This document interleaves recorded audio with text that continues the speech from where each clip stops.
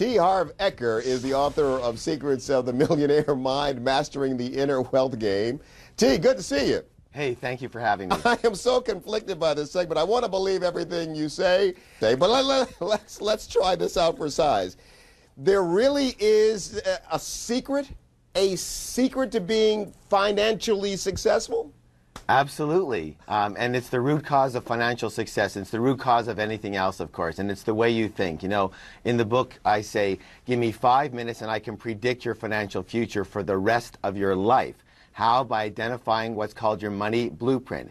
Each of us has a personal money blueprint already ingrained in our subconscious mind. And Tony, it is this blueprint more than anything else that will determine your financial life. So you can be the best at your job, the best at your business. You can know everything about stocks and bonds and real estate. But if your subconscious money blueprint isn't preset for a high level of success, you will never amass a large amount of money. And if by chance you do, you'll somehow manage to lose it. Can I give you an example? Yeah, give me an example. All right, we've all heard of the fellow with the big hair, great guy, Donald Trump. Yeah. Here's this multi-billionaire. He loses everything and more, and 2 years later, he's got it all back again and more. Why? His money blueprint is set for high.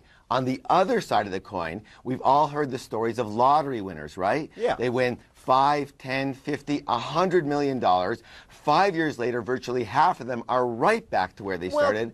Why? Because their money blueprint is set for low. Well, T, are you essentially saying that our minds tend to get in the way of that we stand in the way of our own success? Well, you know, there's a formula for the results of your life, and it's very simple. Your thoughts lead to your feelings, which lead to your actions, which lead to your results. So your results are originated in the way you think. And most people, well, most of us, we were all taught how to do money. And most of us were taught by people who didn't either have a lot of money or they had a lot of emotional issues around it. Their ways of thinking and being and habits became our ways, and we just take them for granted as the way we do things now, and we just normally think in ways that for most people are a little bit unsupportive to success. All right, let me break this down. Sir, is it your belief that all of us watching you this morning can change our thinking and become wealthy?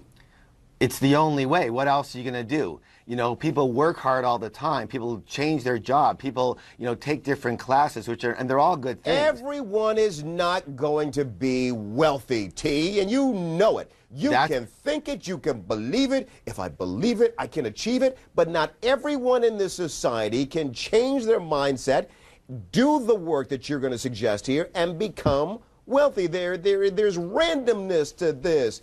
There is, well, what do you think? I think I agree. Not everyone's going to become wealthy because they don't think in terms of wealth. You know, they think in terms of old conditioned beliefs, non-supportive ways of thinking. Let me give you an example if that's okay. Most people, believe it or not, what they actually do is they actually resent rich people. What did we hear? Filthy rich. Rich people are greedy. And it's very simple, Tony. If you think that rich people are bad in any way, shape, or form, and you want to be a good person, then you can never be rich. How could you be something that you resent? Another belief that people have is that, you know, most people, they play the money game on defense versus offense. Their big intention is to have enough to pay the bills or just get by or just earn a decent living or just be comfortable. You know, literally, you have to have an intention like anything else. You had an intention to have your job, you've got it. You worked hard for it, you got it. If you don't have an intention, I want everyone to have an intention to become a multi-millionaire. Why? Because if you... This society, and capitalism in general depends on a permanent underclass to do the bidding of the rich industrialists. True, but that may be true, but you don't have to be one of them. You can be on the opposite side of the fence. And let me just say this, why get rich? Well, one of the reasons, of course, is for yourself, but the other reason is that, you know, you can't give what you don't got. There's a saying that says that. And literally, I believe this, that if you have the wherewithal to get rich, it is your duty to do so you can help other people who just do not have that wherewithal. The other saying is money is the root of all evil. Well, if you believe that, you're certainly not going to have any, are you? You know, I believe that money only makes you more of what you already are. It's a tool. You know, if people say, you know, well, it's not as important as love. What do you mean by that? Money makes you more of what what you already are. Well, that's good. it just enhances who you are. So in other words, if you're a really greedy jerk person, it's going to allow you to be more greedy and a bigger jerk. On the other hand, if you're a very kind and generous person and a compassionate person, it's going to allow you to be even more kind and more generous in the financial arena and help the people that you want to help. That's good, T. That's good. Let's see the book again. We have it. Let's see the book again. T Harv Ecker is the author of Secrets of the Millionaire Mind, Mastering the Inner Wealth Game. T, good to see you. Thanks for your time this morning. Thank you so much for having me. That was fun.